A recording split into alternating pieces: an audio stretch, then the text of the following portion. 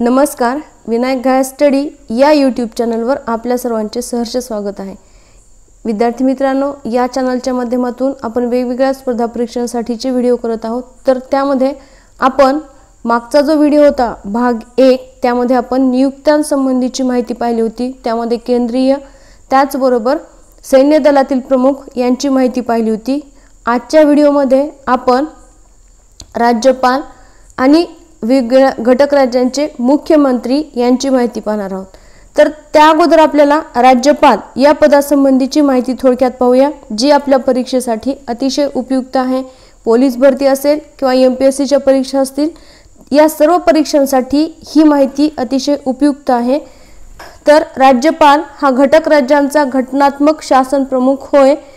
ज्याप्रमाणे केंद्र शासनामध्ये राष्ट्रपतींचे स्थान असते, त्याचप्रमाणे राज्यामध्ये राज्यपालांचे स्थान असते।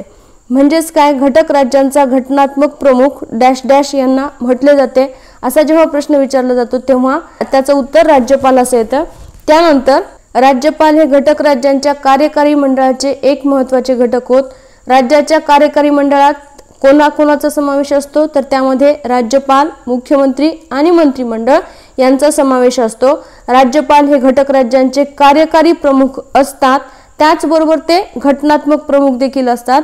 त्यांच्या हाती राज्याची कार्यकारी सत्ता असते आणि राज्याचा कारभारही त्यांच्याच नावाने चालविला जातो। राज्यपाल आपल्या कार्यकारी सत्तेचा वापर प्रत्यक्षरित्या किंवा त्यांच्या दुय्यम अधिकाऱ्यांच्या मार्फत करीत असतात।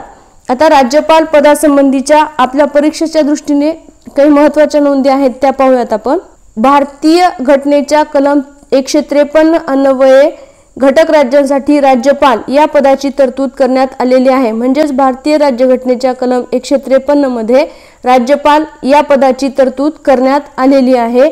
विशेष म्हणजे गरजेनुरूप एकाच व्यक्तीची 2 किंवा अधिक राज्यांच्या राज्यपाल म्हणून नियुक्ती करता येते। म्हणजेच एक राज्यपाल 2 किंवा 3 घटक राज्य किंवा त्यापेक्षा अधिक घटक राज्यांचे राज्यपाल म्हणून काम पाहू शकतात। राज्यपाल हे पद राष्ट्रपती पदासारखेच निर्वाचित पद नाही, हे या ठिकाणी लक्षात ठेवणे गरजेचे आहे। राज्यपाल पद हे निर्वाचित पद नाही। त्यानंतर घटनेतील कलम 150 अनुसार राज्यपालाची नियुक्ती करण्याचे अधिकार कोणाला आहेत, तर ते आहेत राष्ट्रपतींना। म्हणजेच राज्यपालांची नेमणूक कोण करतो, तर राष्ट्रपती हे राज्यपालांची नेमणूक करतात। हे या प्रश्नाचं उत्तर आहे। त्यानंतर प्रत्यक्षात मात्र या संबंधीचा निर्णय पंतप्रधान आणि त्यांच्या मंत्रिमंडळाची राजकीय व्यवहार समिती घेत असते। म्हणजेच काय की पंतप्रधान आणि मंत्रिमंडळ या संबंधीचे निर्णय घेतात आणि नेमणूक करण्याचे अधिकार कोणाला असतात, तर ते असतात राष्ट्रपतींना।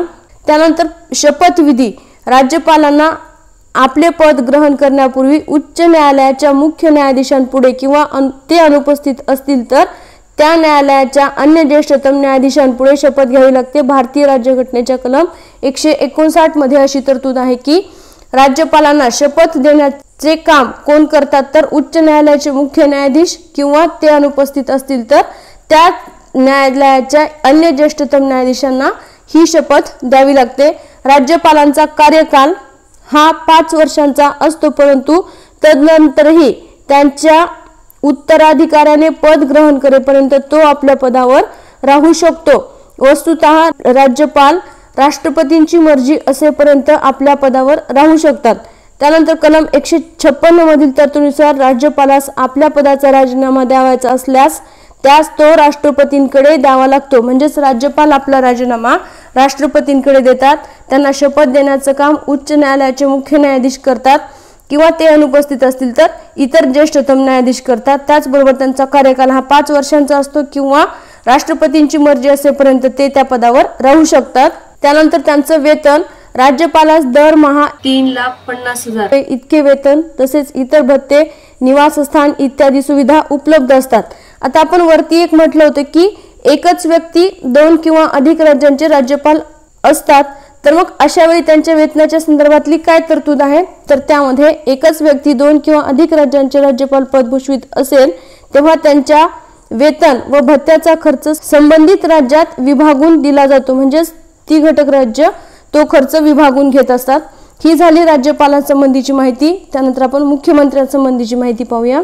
मुख्यमंत्र्यांसंबंधी आपल्या परीक्षेच्या दृष्टीने काही महत्त्वाची माहिती आपण या ठिकाणी पाहूयात।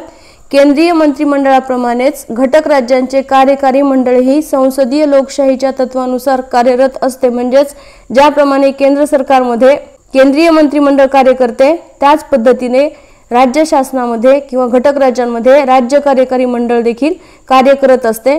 घटक राज्याच्या कार्यकारी मंडळात राज्यपाल, मुख्यमंत्री आणि त्यांच्या मंत्रिमंडळाचा समावेश होतो।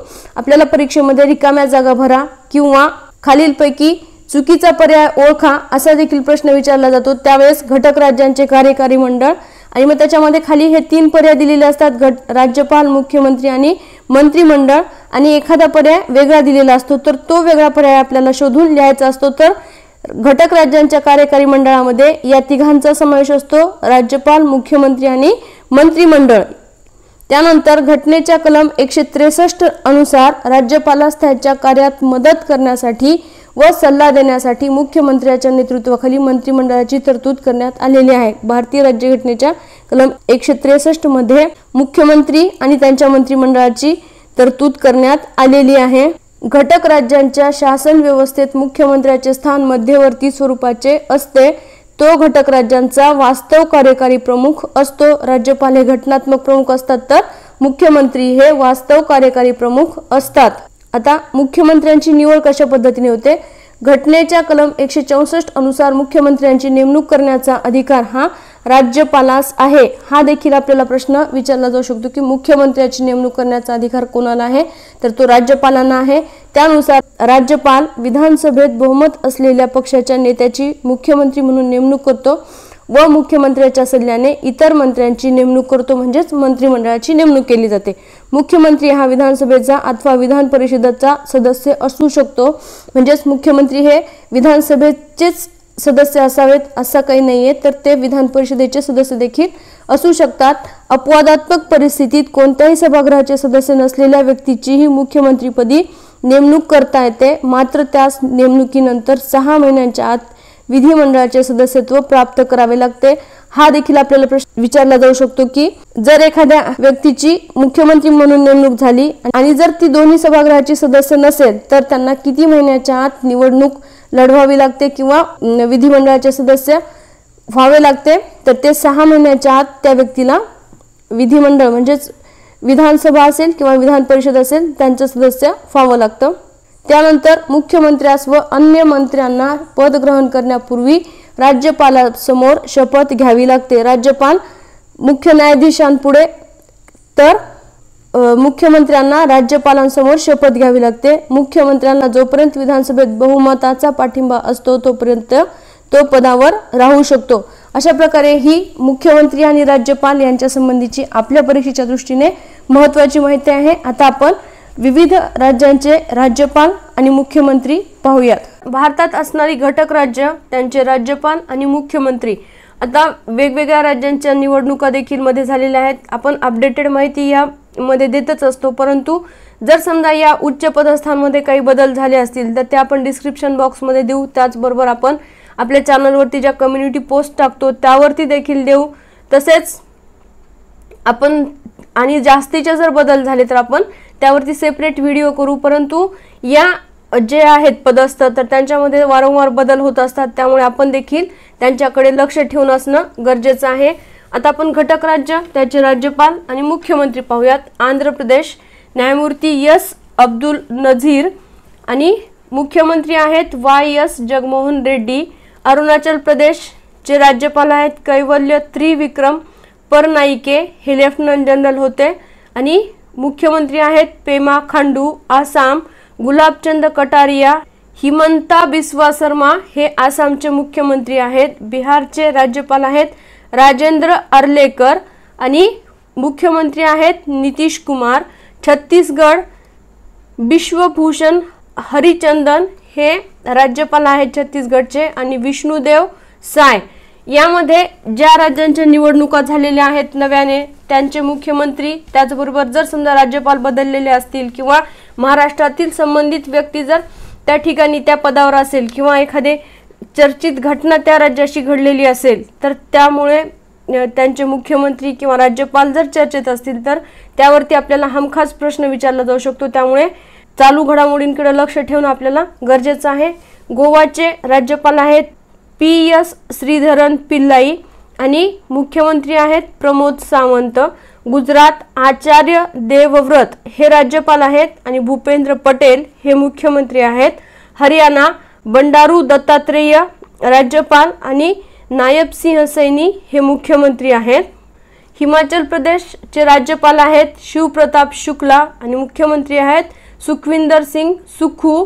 झारखंड CP राधाकृष्णन राज्यपाल आणि चंपाई सोरेन हे मुख्यमंत्री।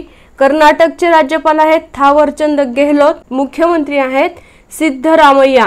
केरळ आरिफ मोहम्मद खान आणि मुख्यमंत्री आहेत P विजयन।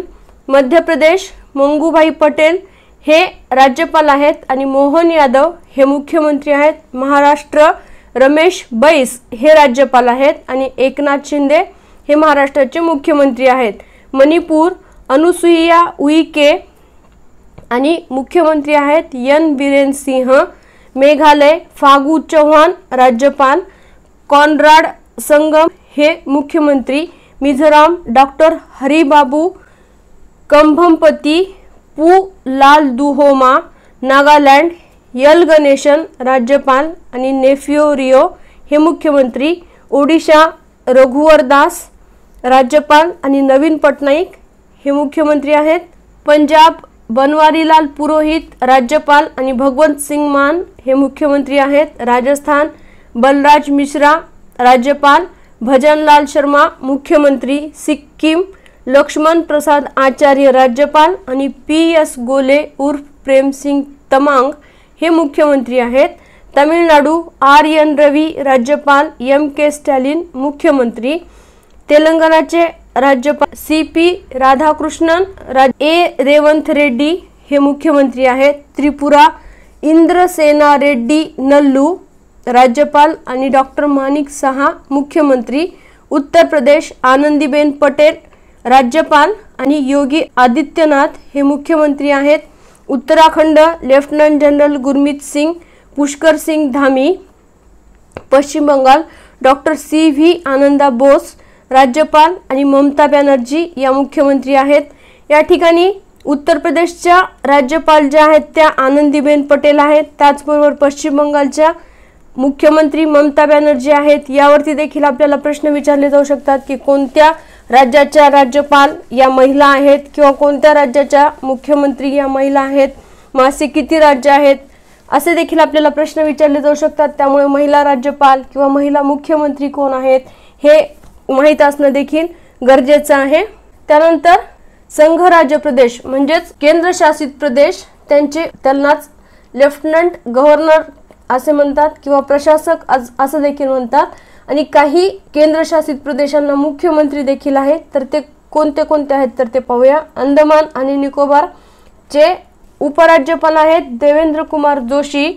त्यानंतर चंडीगड बनवारीलाल पुरोहित हे प्रशासक आहेत। दादरा व नगर हवेली आणि दमन आणि दीवचे प्रफुल्ल पटेल हे देखील प्रशासक आहेत तिथले। दिल्ली NCT चे उपराज्यपाल आहेत विनय कुमार सक्सेना आणि मुख्यमंत्री आहेत अरविंद केजरीवाल। जम्मू आणि काश्मीर मनोज सिन्हा हे लेफ्टनंट गव्हर्नर आहेत। त्यानंतर लक्षद्वीप प्रफुल्ल पटेल हे प्रशासक आहेत। पुदुच्चेरी चे उपराज्यपाल नाही आहेत तर तिथे मुख्यमंत्री आहेत N रंगास्वामी आणि लडाख चे उपराज्यपाल आहेत BD मिश्रा हे लेफ्टनंट गव्हर्नर आहेत। जर आपल्याला व्हिडिओ आवडला तर लाईक करा, शेअर करा। जर आपल्या काही सूचना असतील तर त्या मला कमेंट बॉक्समध्ये नक्की कळवा। धन्यवाद।